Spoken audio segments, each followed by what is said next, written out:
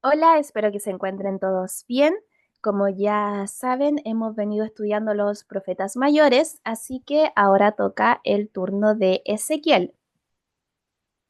Como una breve introducción, sabemos que es un libro del Antiguo Testamento y que es considerado como uno de los profetas mayores y que usted ya debe saber por qué, ya que fue la primera clase, y si no la ha visto, véala. Así que analizaremos este libro, pero lo vamos a hacer dividiéndolo por capítulos y por partes, ya con versículos claves que quizás nos van a ayudar a entender, con capítulos claves que nos van a ayudar a entender más o menos todo el contexto del libro, ya que igual tenemos solo una sesión con el libro de Ezequiel y sabemos que es un libro bastante extenso, que tiene bastante contenido, pero lo vamos a intentar resumir lo más que podamos para que usted lo pueda entender. Así que hablaremos sobre algunas generalidades. Ya fue sacerdote, profeta y vivió en Jerusalén durante el primer ataque de Babilonia. Esto usted lo puede encontrar en Segunda de Reyes, capítulo 24, del versículo 8 al 17. Él, pese a que la ciudad fue liberada, Babilonia toma consigo cautivos y dentro de todo este grupo iba Ezequiel. Así que el libro comienza 5 años después de lo que ocurrió anteriormente en su cumpleaños número 30, ya que es aquí donde recibe una visión. Durante todo el capítulo 1, ya, de hecho aquí puse el capítulo 1, el primer versículo del libro, que dice que aconteció en el año 30, en el mes cuarto, a los 5 días del mes, que estando yo en medio de los cautivos, junto al río Quebar, los cielos se abrieron y vi visiones de Dios.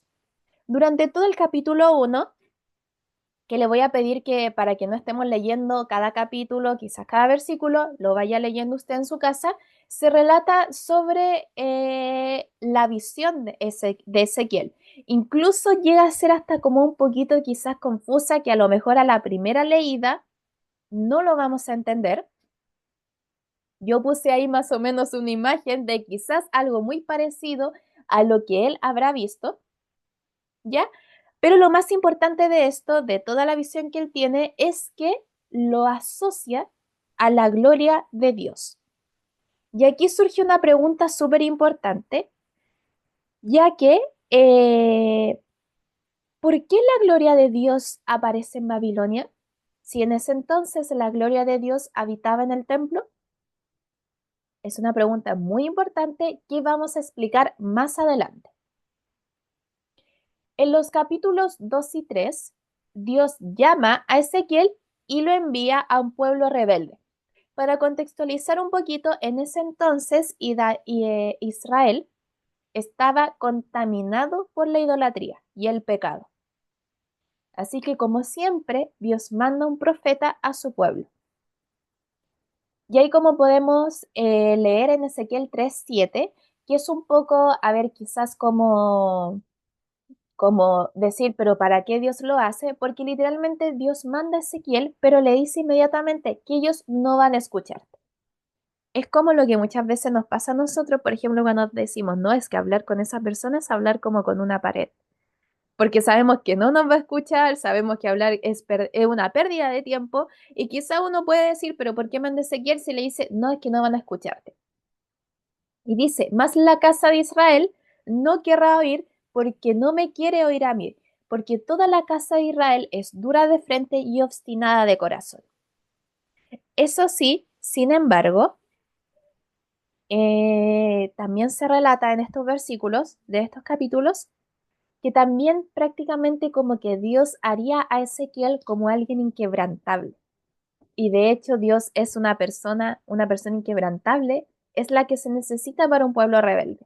Porque si a lo mejor a la primera no le quieren oír, sí a la segunda, sí a la tercera, y así va a insistir. Sobre todo con la advertencia de que ya le había dicho que no la querían oír. Ya en los próximos capítulos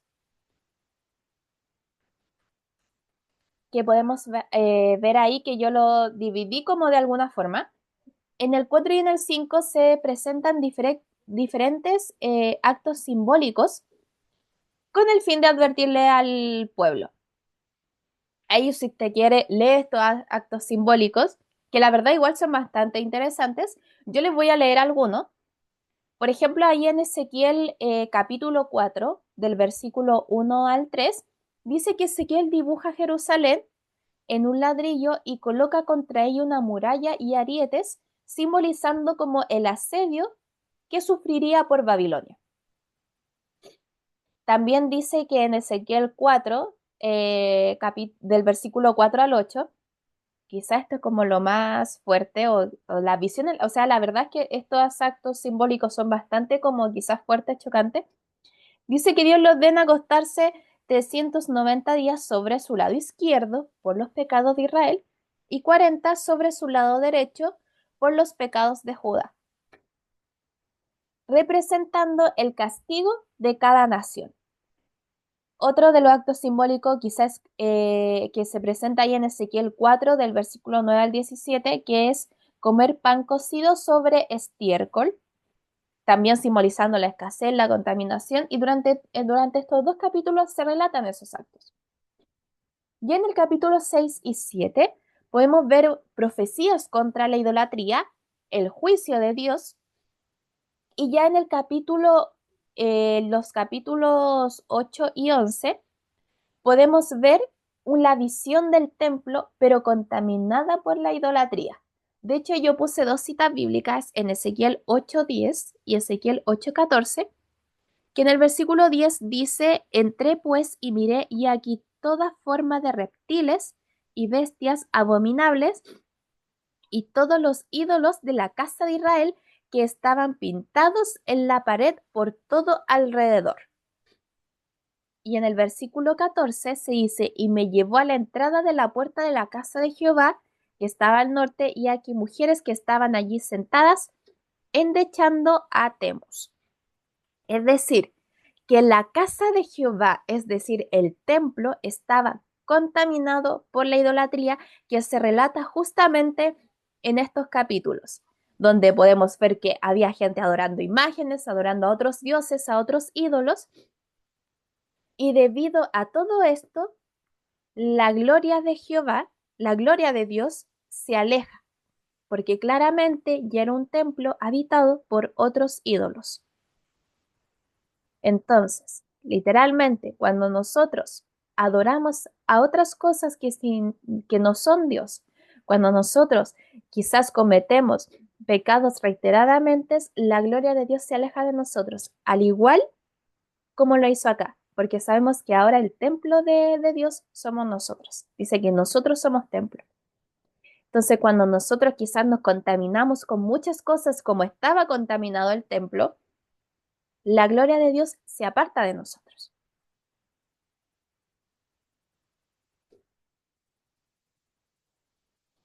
Ahora, perdóneme, estoy un poquito congestionada, así que discúlpeme si tengo que parar en reiteradas ocasiones.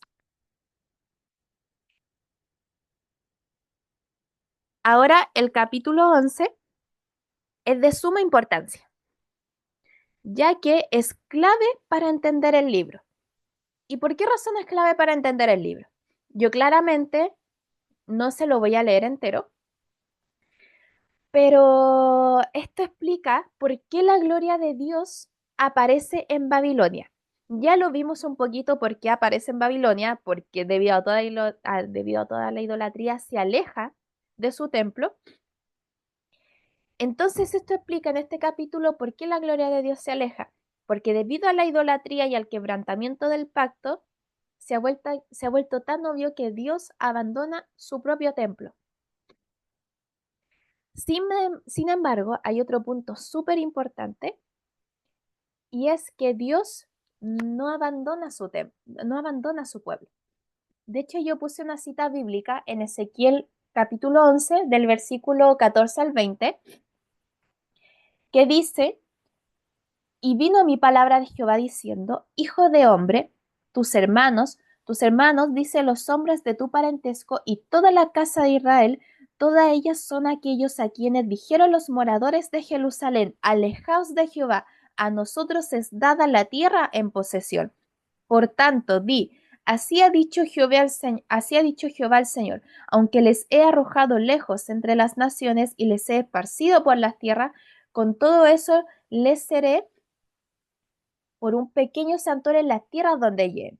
Di por tanto, así ha dicho Jehová el Señor, yo os recogeré de los pueblos y los congregaré de las tierras en las cuales estáis esparcidos y os daré la tierra de Jerusalén. Y volverán allá y quitarán de ella todas sus idolatrías y todas sus abominaciones, y les daré un corazón y un espíritu nuevo pondré dentro de ellos, y quitaré el corazón de piedra de en medio de su carne, y les daré un corazón de carne, para que andes en mis andanzas y guarden mis decretos y los cumplan y me sean por pueblo y yo sea a ellos por Dios. Es decir, que dice que todos aquellos que fueron esparcidos por las naciones, Dios estuvo con ellos. De hecho, dice que Dios les hizo como, les seré, dice, por un pequeño santuario en las tierras donde lleguen. Y aquí hay una promesa súper importante que dice que en algún minuto los congregará a todos para que vuelvan. Y aquí lo más importante es que dice, y ellos serán mi pueblo y yo seré su Dios. Entonces, pese a que aquí Dios abandona el templo, se va de, de donde él estaba, Dios no abandona su templo. O sea, Dios no abandona su pueblo. Y en algún minuto dice que los recogerá. Así que este capítulo es clave para entender el resto del libro, porque es donde ocurre la mayor explicación.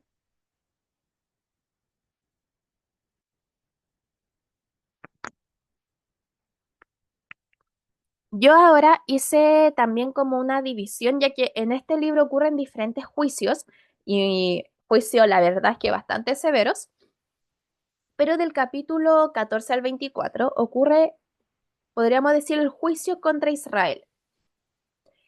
En este se relatan diferentes ensayos, poemas, parábolas y alegorías. De hecho, se compara Israel con diferentes símbolos. La verdad, en esto se utiliza bastante lenguaje poético o bastante lenguaje simbólico. Por ejemplo, lo compara con vara quemada inútil, esposa rebelde, hermanas promiscuas, y así a lo largo de estos capítulos se compara Israel con diferentes cosas, ¿ya? Además, de hecho, se argumenta en estos mismos capítulos, en el capítulo, de hecho hay algo muy clave en el capítulo, en Ezequiel capítulo 14, versículo 14, ya que ahí lo que dice es que como que era, a ver, argumenta como que la destrucción de Israel es como merecida, ya que dice, incluso dice, si estuviesen en medio de ellos estos tres varones, Noé, Daniel y Job, ellos por su justicia librarían únicamente sus propias vidas, dice Jehová el Señor. Es decir, que prácticamente, literalmente, si estuviese Noé, Daniel y Job, aún así no salvarían al pueblo, sino que solo ellos se salvarían. También podemos ver que ocurre un juicio contra las naciones en los capítulos 25 al 32, ya que, por ejemplo, en el capítulo 25 hay una profecía contra Amón, Moab, Edom y Filistea, y más abajo en los otros capítulos hay un juicio contra Tiro, contra Egipto, ya que Israel como que se alió con ellos y adoptó dioses e ídolos de otras naciones. Dios acusa también al rey de Tiro y Egipto de creerse dioses y debido a todo esto usará a Babilonia para hacerlos caer. Entonces aquí se relata el juicio contra las naciones. En el capítulo 33 dice que aquí se puede decir que Ezequiel es centinela de Israel, atalaya de Israel. Ya que ahí puse un versículo que dice en Ezequiel capítulo 33, versículo 7, que dice, a ti pues, hijo de hombre, te he puesto por atalaya en la casa de Israel, y oirás las palabras de mi boca, y los amonestarás de mi parte. Y aquí ocurre algo muy fuerte, ya que la responsabilidad de Ezequiel era tan grande que que en el versículo 8 se relata, cuando yo dijera al impío, impío de cierto morirá, si tú no le hablares para que se guarde el impío de su camino, el impío morirá por su pecado, pero su sangre yo la demandaré a tu mano. Si tú avisares al impío de su camino para que se aparte de él y él no se apartare, él morirá de su pecado, pero tú libraste tu vida. Es decir, que esta era la responsabilidad de Ezequiel. Si tú le hablares, por ejemplo, al pecador y el pecador se arrepiente, o sea, si el pecador no se arrepiente, él va a morir. Pero Ezequiel salvó su vida porque le habló. Sin embargo, si él no le habla y el pecador se pierde, prácticamente la sangre de él dice que caerá sobre la mano de Ezequiel. Es decir, que prácticamente podríamos decir que Ezequiel no tenía muchas opciones, porque si él no lo hacía, prácticamente esa sangre iba a cargar sobre él. Y aquí también se relata la caída de Jerusalén anunciada por un fugitivo en el capítulo 33.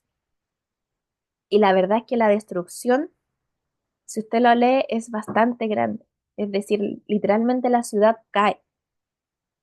Se ve como una destrucción masiva. Y aquí surge una pregunta súper importante, que entonces podríamos decir al leer estos capítulos y todos, o sea, Dios acabó con Israel, o sea, este prácticamente es el fin de Israel, Dios acabará con Israel, ya no quedará nada. Pero no sé si ustedes se acuerdan en el capítulo 11 que yo les dije que este capítulo era muy clave para entender el resto del libro, que dice que hay una esperanza, es decir, que dice que la gloria de Dios abandona el templo, que deja todo, pero también dice que podríamos decir que hay una esperanza. Por eso que es clave para entender el resto del libro, ya que desde ahora en adelante se relata otra cosa, los capítulos que vamos a ver a continuación. Por ejemplo, de los capítulos 34 y 37, se relata que hay una esperanza para Israel. Y la esperanza comienza con levantar un nuevo David. En Ezequiel capítulo 34, versículo 23, dice, y levantaré sobre ellas a un pastor, y él las apacentará a mi siervo David. Él les apacentará y él les será por pastor. Yo Jehová les seré por Dios, y mi siervo David príncipe en medio de ellos, yo Jehová he hablado. Es decir, que todo parte con levantar un nuevo David, un futuro rey mesiánico que era el que Israel necesitaba. En el capítulo 33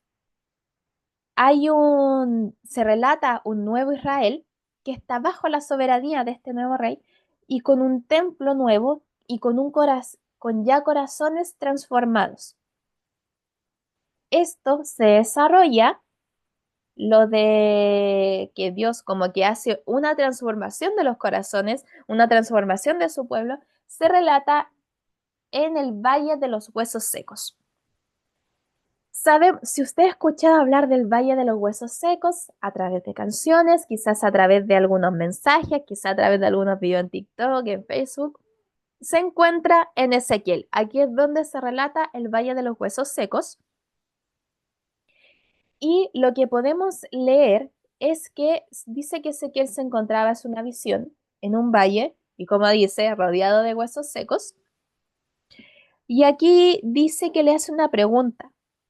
¿Podrán revivir estos huesos? Y ahí, de hecho, hay un corito que nosotros cantamos y dice que solo tú lo sabes, le responde.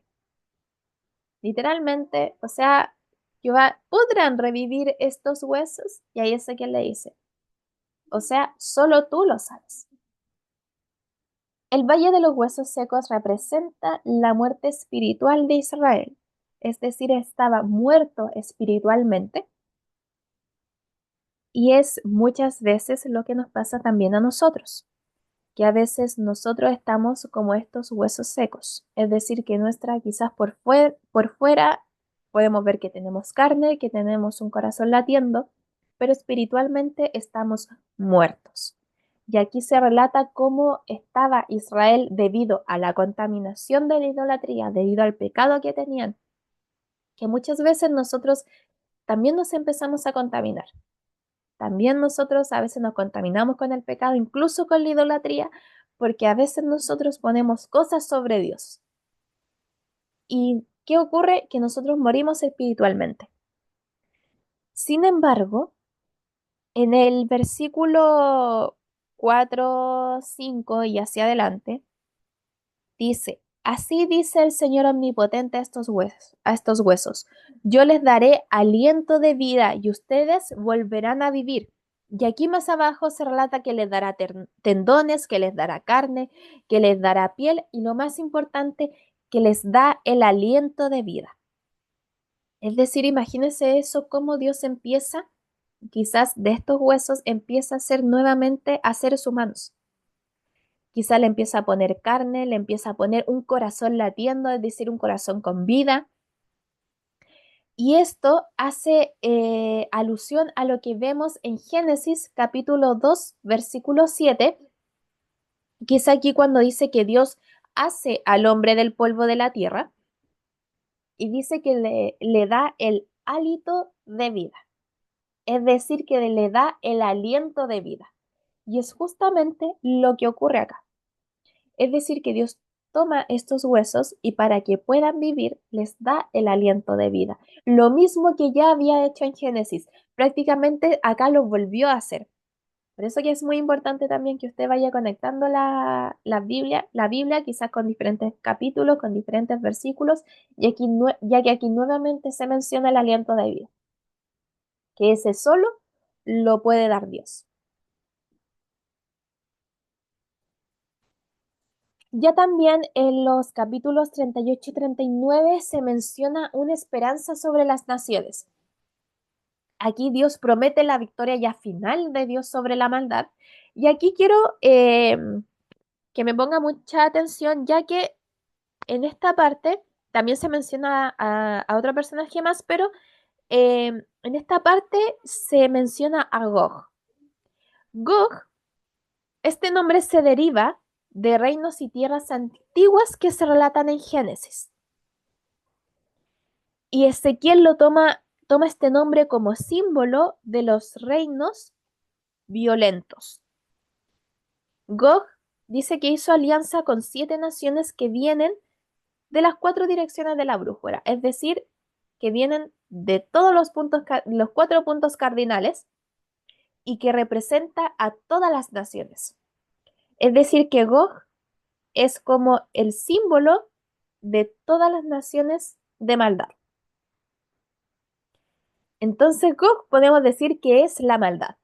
Y aquí a través de, porque Ezequiel igual utiliza muchísimo lenguaje poético, describe en todos estos capítulos cómo Dios destruye la maldad definitivamente.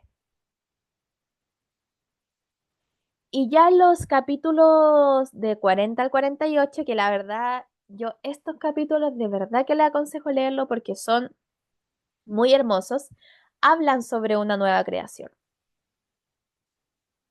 Hablan sobre, se ve, habla sobre una visión de un nuevo templo y una nueva ciudad, ya que lo anterior prepara el camino para la nueva creación, es decir, la transformación que había habido, la destrucción de la maldad, prepara esto todo para una nueva creación.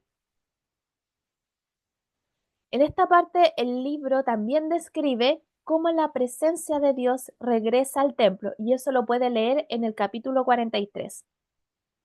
Es decir, que Dios vuelve a donde Él habitaba.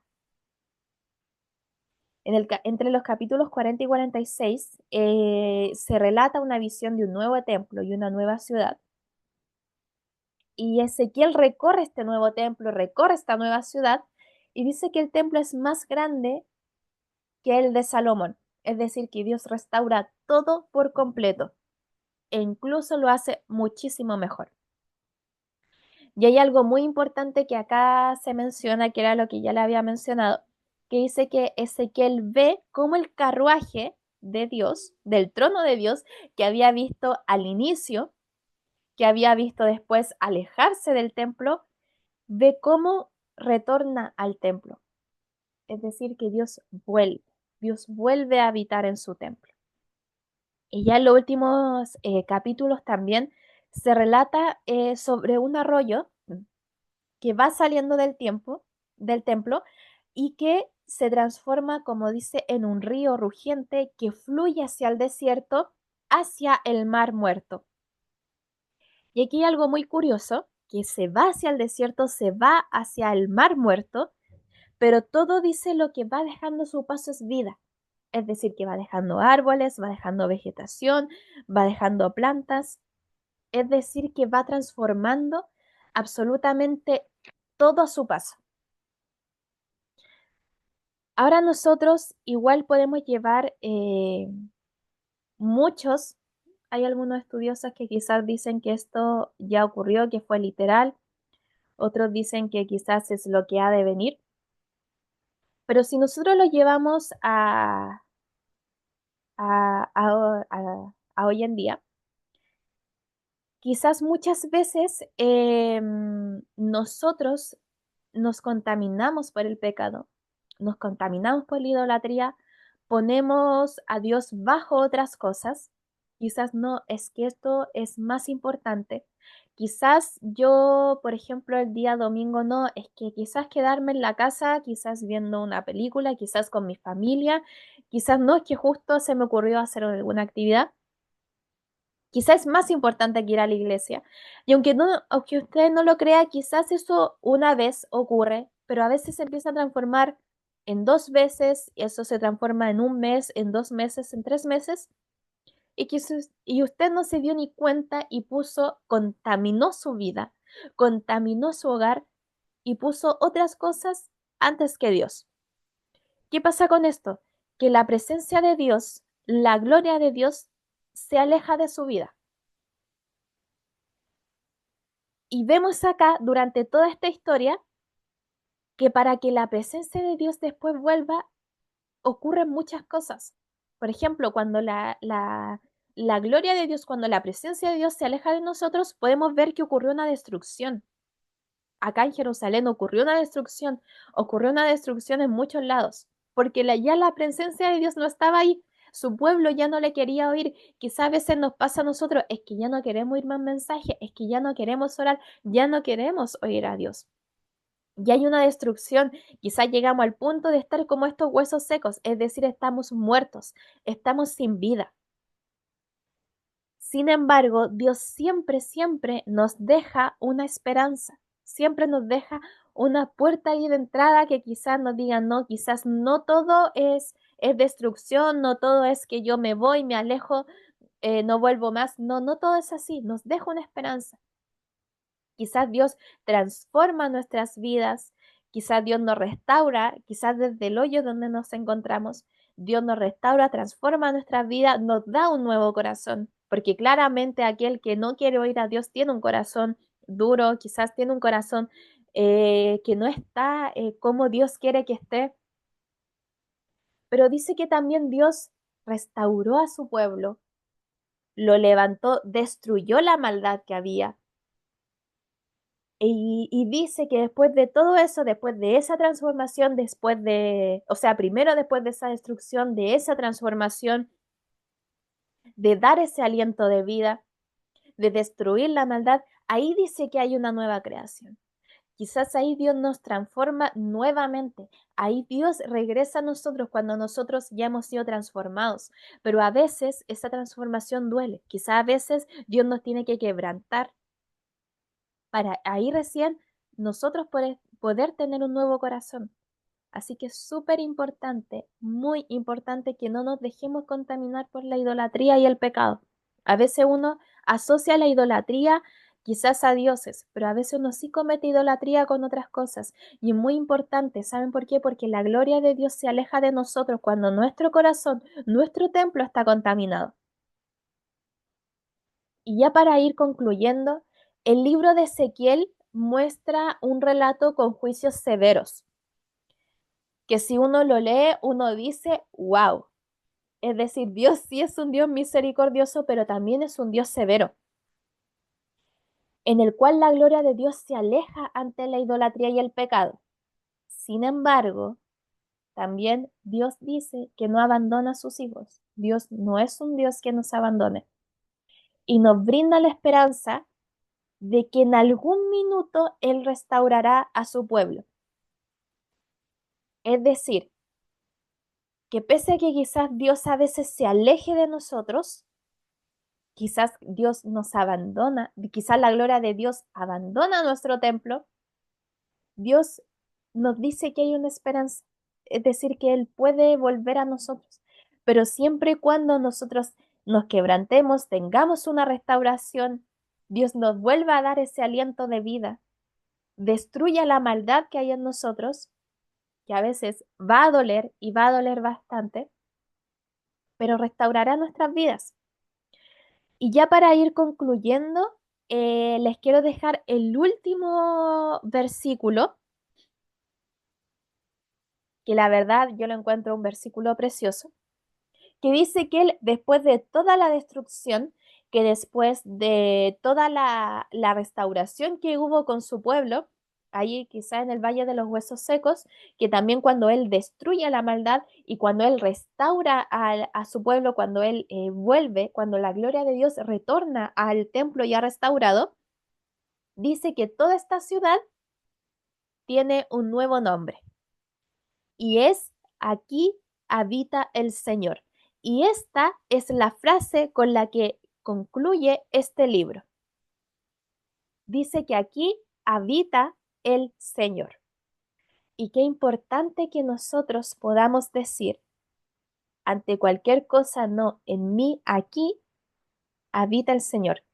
Y con esta frase concluye este libro. Y también con esta frase concluye este estudio bíblico. Que nosotros, si vemos que, por ejemplo, en nuestra vida ya no está la gloria de Dios, nosotros en algún minuto podamos volver a Él, podamos volver a Él, podamos volver a arrepentirnos, podamos hacer, quizás va a ser un proceso largo, claramente va a ser un proceso largo donde quizás vamos a pasar muchas cosas, pero Dios dice que no abandona su templo.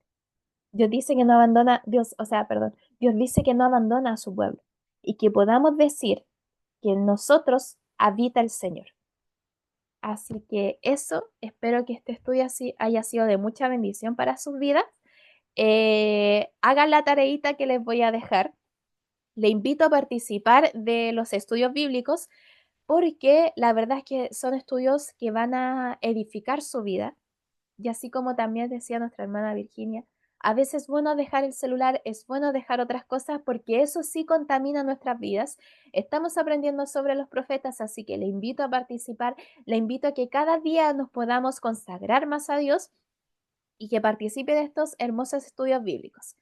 Así que el Señor les bendiga.